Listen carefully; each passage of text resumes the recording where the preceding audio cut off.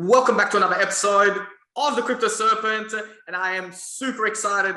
Live today on the show, I've got Russ and I've got Mark from Okletsplay. Guys, welcome to the show. Great to be here. Thank you for having us. Yeah, super excited to have you both on here and to share, what's been what you guys have been developing, which I've had a chance to see your white paper, and I am really excited about what we're going to be talking about today. So tell our listeners, a little bit about how Okletsplay came about. Sure. So Okletsplay was born really out of a need, a want. To spice up gaming between friends and family. So I personally, I want to kind of enhance the gaming experience with my friends and family over distance. That's how I stay in contact with them, through casual gaming, chat function features. So really want to bet my family and friends $0.25 or $1 on simple games, and just kind of keep that interaction up a little bit spicier than it was. And we're going out in the marketplace and found an opportunity to really fence out some IP. And then it just started snowballing and doing an MVP, then started building out a mobile app, then we did a web app, and things just kind of started rolling forward. And yeah, it was just a very kind of a natural evolution of a personal want and finding an opportunity and jumping in the water. Yeah, that's amazing. That's amazing. Now, one of the things that stood out to me before having you guys come on the show, which by the way, I do appreciate you taking the time. I've noticed that you, unlike other traditional projects out there in the marketplace, you've gone and built, tested, and tried the product before going to market. So tell me a little bit about that, because it is, it's not really traditionally how projects like yours come about. Usually people get funding and then they build, but you've built before the funding. Yeah, absolutely. So we built first token offering, and the tokenization of part of the platform and getting a token on there wasn't the primary goal from the get-go. We built this application, we built this platform really, again, out of a want, a desire to build and create this gaming experience. So the token itself really only it enhances the platform, gives the players a different experience, provides a universal currency, and there's a lot of other value added features for having it. But the project itself is built and it's going forward regardless of the token offering or not. But the token does allow us to enhance the experience for the players and the community out there quite robustly. And Mark, I don't know if you have any. There we go. Yeah, that's my cue. No, so for me, I've worked for the last 10 years with startups, Fortune 500s, everything from product conceptual stages to getting sketches on the back of napkins and people asking me, hey, can you build this thing?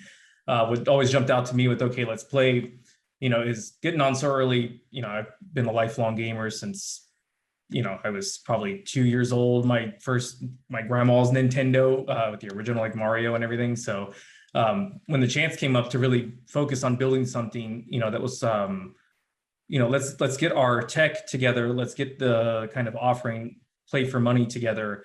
And then let's let the users tell us what kind of games they want to see, what kind of competitions they want to see, how they want their tournaments set up, and build from there. So often a lot of these founders that I work with in Silicon Valley, or even, big companies with a lot of money to spend, they kind of build first and then ask their customers later, hey, do you want to try this out and tell us if this is good? What I always loved about this was that we were going to go ahead, put our initial idea together, but only at its most kind of functional MVP kind of stage, and then let it grow from there. So we started with just straight up one-to-one betting, and then we added some games. We added a lot of different tournament settings for community creators. And as they told us, hey, we want to see round robin style, we want to see double elimination, we want to be able to set the time for this, add broadcasters, add teams, add team manager, coaches, like all that stuff that you see in there is from actual players that were using it regularly and telling us, hey, this is a great start, we want to see this. And that's how we're going to continue to develop it from here on out. Now, some of you on the channel and some of my subscribers don't know this, but I do play. So I race competitively on iRacing. And so when I first started to learn about you guys, I was like, oh my God, there's so many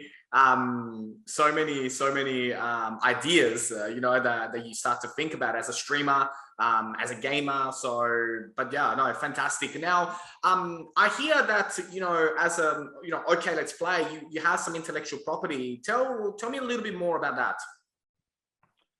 Sure. So we first started out, we went out to the marketplace to see what opportunities there. We found a competitor's patent portfolio out there, which has the in-game embedded module, which alters the UI and betting functionality, wagering functionality in the game itself.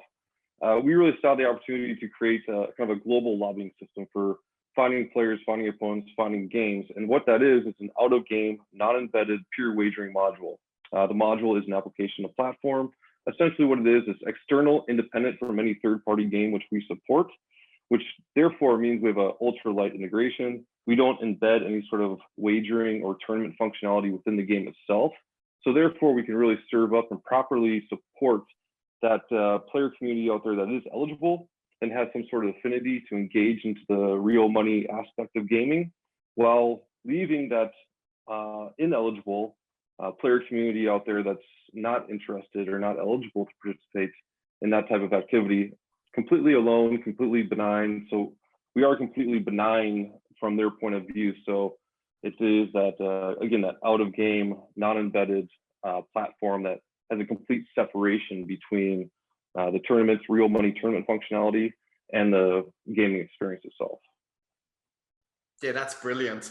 That is fantastic, and the fact that it is outside of the game as well, it allows you guys to have, endless amounts of customization to really tailor it to them. So that's awesome. So what type of games, platforms, and player experiences do you support?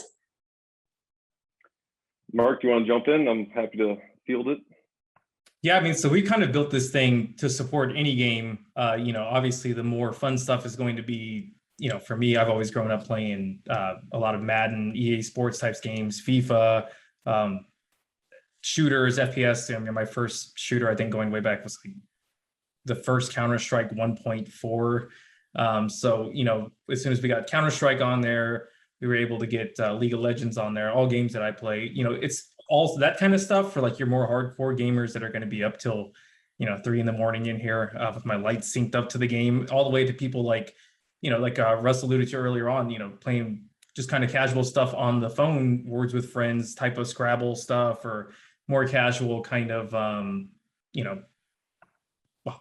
Crossy Road type arcade games where you can pass a minute or two on the bus or on the train, like, just have some kind of passive fun that's meaningful beyond just like wasting the time. So, that part of it, but also like you alluded to, people that stream, we see this not just as a gaming platform, but as a real content platform where if you're watching a streamer put $1,000 on the line or $10 on the line, or, wagering against their own viewers and doing things that are upping the kind of entertainment experience, the interactive experience, and really making that a better just kind of gaming experience all the way around. Because it's, beyond just sitting alone and playing with friends anymore, even by yourself. It's kind of this whole entertainment industry that's popped up around it. We support all of that. We have all of our tools planned for that, some existing stuff in there for that makes that kind of experience easier. And so, when you ask what part of the gaming ecosystem, it's really, we're taking into account the entire gaming ecosystem as it currently stands. That's amazing. Right. That's amazing. I'll add on to that a little bit. So to answer your question directly, the platform, the tech, and everything we've built is platform agnostic. So we support mobile, PC, we can support console. We can even support games on like internet-enabled kiosk, arcade machines. So the core tech itself is platform agnostic, and we can support pretty much any gaming experience from synchronous, asynchronous, single-player leaderboards to, again, as Mark talked about before, the kind of pro-level esport tournament formats, whether it be single elimination, double elimination, multi-day tournaments, best of series. So the tournament itself, or the platform itself, is extremely robust and can support pretty much any gaming experience on any platform out there, so long as it's an online platform, online game. That's amazing. That's amazing. So for the listeners, right? Because sometimes when you're in an industry, truly how big it is, but give us, a little bit of an insight just how big esport is becoming, and more importantly, what part of it do you think, okay, let's play, will have in it as well, not just now in 2021, but moving forward as well?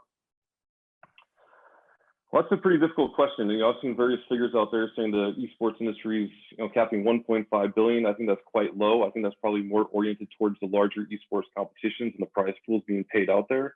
But I think if you look at different platforms and different kind of esports, a digital gaming competition between multiple people, I think that is much greater. The gaming industry itself, I think that just the mobile games purchases are, you know, somewhere around 20 billion or capping, but don't quote me on these figures because there's a lot of wand waving associated with trying to tease out these numbers. But Yes. I think the important fact is that the esports and gaming industry in general is growing hand over fist, and it has been over the past 5, 10, 15 years, and it's continuing to trend upwards, and there's no sign of slowing. So it's really the sky's the limit so far as it seems.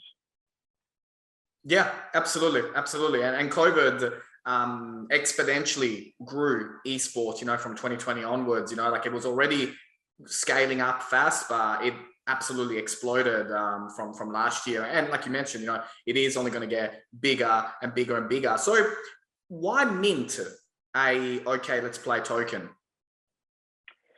Yeah, there's a couple important factors for minting a token. The main thing for us allows our player population, our community out there to have one universal currency. So we support players from all over the world. So now we don't have to have a situation where one player is trying to compete with USD, another player is trying to compete with Euro, another player is trying to compete with Yen or Pesos, whatever it may be. The token allows players across the platform to utilize one currency and have custodial wallets and own their wallets, own their currency in hand that they can utilize and cash out however they see fit. So it really just kind of provides, again, kind of one player currency out there on the platform. We will support fiat as well, but that itself is pretty important to us to have something that's streamlined for players to utilize. Within the application itself, we do have immediate utility value for token-only exclusive tournaments, matches, win multipliers, discounted platform fees, tournament fees. Then also for tournament organizers, we have community dashboards that allow community members to come in and create their own tournaments. They utilize token to seed their tournament. They get discounted platform fees for setting up and hosting those tournaments. So there's quite an array of different, I guess, utility value from the player experience, from the company's position as well. So it makes sense on a lot of levels to get a token into circulation, into the community, into the platform itself. Amazing. Amazing, amazing. And so from a utility point of view, so like the utility and users of the token, so like when you have the token, how will they use it? Well, they can use it for anything from just entering in a match saying, hey, Crypto Serpent, you know, I'll bet you maybe $10 in tokens. So we're going to bet each other $10 on a match. We'll utilize the tokens. So it's for that head-to-head player competitions, for entering tournaments that have entry fees. Again, if I'm wanting to play in a tournament or play against somebody else, we can utilize the tokens to actually have that as the monetary thing at stake. But then with the token itself, we had discounted match fees, platform fees. If you utilize your tokens in a tournament, we'll give you a win multiplier. So for instance, say you enter a tournament for $1 worth of token, and that particular token or tournament has a 25% multiplier. So for instance, then you'll, instead of winning $1, you'll win $1.25. So we give you extra incentive, extra kind of value for utilizing the token in the platform itself. And we can also have kind of exclusive in-app purchases. So we do have various pieces of swag and kind of cool gear and hardware that people will be able to buy only with token. So there's that I guess utility. Yeah, fantastic. That is really, really, really cool. And so how will the capital raised, so like with the capital raised from the token sales be used? How's that going to work? Yeah, so the cool thing is, as we've been talking about, the platform itself is built, tested, it's robust, it is there, it's market ready. So the vast majority of the funds are going to be used for user acquisition, marketing, user acquisition, getting people on board, and also game integrations. So it's really to expand, do a hard launch, get ourselves into the marketplace, make ourselves known within the community out there. So the vast majority, again, is for scaling, getting out into market, getting players on board, and supporting game developers and that game dev community out there to help them link up and get their games supported on our platform. That's phenomenal. That's phenomenal. So roadmap 2021, what's already been built and what's coming? You know, what does the future look like? Mark, you want to field any of this? I'm happy to go for it, but yeah, no. So in terms of what's already been built, our iOS, Android app, basically ready to go, putting the final touches on that. You know, we've already had our full beta on our desktop platform, which is a browser-based platform. So we've had, you know, about 10,000 users over the past year and a half or so, playing everything from, you know, we had a Rocket League integration, Counter-Strike integration, League of Legends, a couple of in-house titles. You know, they're all based around seeing, you know, where are our kind of blind spots here? What kind of trouble can we try to stir up and, you know, maybe identify before a hard launch? So, I mean, you know, all the features in terms of finding another user, organizing tournaments, matches, promoting those, getting users in, all that kind of stuff is done. Like I said, the mobile apps are, I would say, basically done as well.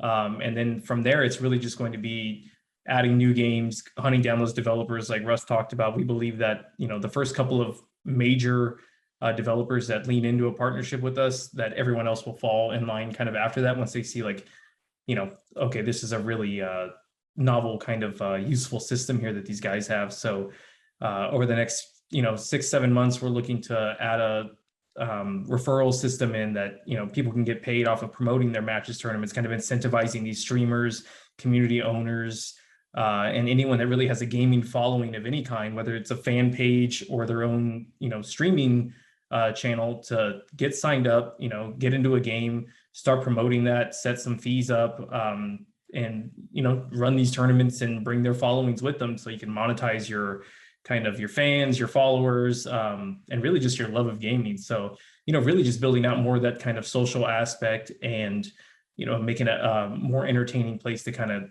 come and spend a couple of hours, you know, for anywhere from 5 minutes to 5 hours. Like, you should be able to come in, watch people, discover streamers, discover new games, discover new developers. And so that's going to be the, you know, the rest of our roadmap for the next, I'd say 6 months to a year is going to be just kind of all focused on that one mission of making it a more kind of fun gaming experience and hangout. Phenomenal, phenomenal. And so for game developers, how do they integrate with Okletsplay? So it's very easily, you know, I don't really like to say integration. It's more of a, I say, linking process. So we have a full developer doc set, which explains everything very clearly. And really, it's just a couple of APIs, a couple of endpoints that they need to connect up with. And we do have a robust developer dashboard or staging environment that they can come into and essentially onboard themselves about 90% of the way. Then we'll come in and we'll do the last about 10%. But from a developer standpoint, depending on the complexity of the game, the depth of integration of the game, you're really looking at, say, about 2 to 5 day developer integration time, linking time. And that's one developer from 2 to 5 days completing the project, completing the work. And, you know, we are very open to providing full technical support to the developers out there that were interested in working with us. That can be actual hands-on dev work, dev support, but we also do provide some financial assistance as well. So there's no out-of-pocket cost to them. We try to make everything very easy, not rigid, just very kind of friendly. We try to be very easy to work with. Yeah, I mean, 2 to 5 days is nothing, you know, in development world. You know, that you obviously, you know, like, you're just trying to make it as smooth as possible. If they want to be in, you'll find a way. And so why Mint on the Polygon blockchain? How, because you are the first of its kind as well on the Polygon blockchain. Tell me a bit about that. Well, you know, Polygon has other gaming game platforms, applications that they're working with, but we may be the first kind of real money esports tournament platform that they're working with. Polygon is important to us in a variety of ways, primarily that they are Ethereum based. So we can do an ERC20 token, which allows for kind of a greater market use, more acceptance, and more wallets. more people are, I guess, more friendly or familiar with Ethereum and ERC20 versus other blockchains. So, you know, they seem to be just a very good partner that can align with us. They're built on the Ethereum 2.0 or Web 2.0. So we don't have any of the restrictions and bottlenecks that standard Ethereum projects have. So the main thing to us, which is very important to us, is fast settlement, low gas, low fees, and high throughput. So high transactions per second. And Polygon can deliver on all those fronts, and they can really provide us with some, I guess, top-notch development engineering support. And it just seems like a good marriage between the two. Yeah, fantastic. Fantastic. Well, look, guys, it's been like, you know, absolutely incredible to have you on, and it just blows my mind the possibilities. You know, it really is limitless where you guys will take this, and the momentum that will come from, you know, like you said, major titles, major streamers coming on board, and just where esport is going at the moment. So for the listeners, right, if they want to know the best way to learn more, to keep up to date, how do they know more about you guys, and more importantly, you know, stay up to date with all the latest things that are going to be rolling out? Well, I'd say probably the best way is just go to okletsplay.com, and from there they can sign up with their email, and with the email we can keep them attuned to updates, things that are going to be happening on the platform itself. If they're interested more in the kind of the token sale offering of what we're talking about here today, they can join us on Telegram, but we already do have social going on Instagram, Twitter. But I'd say the best place at this point in time would just be stay up to date, stay in touch with the okletsplay.com website. Brilliant. Well, Russ, Mark, it's been an absolute pleasure to have you on the show. I'm super excited, and I think, you know, like, it's going to be phenomenal. I can't wait to wrap my head around when it does finally arrive on iRacing, and yeah, I think it's going to take things to another level. Thank you so much. Yeah, man, thanks for having us on.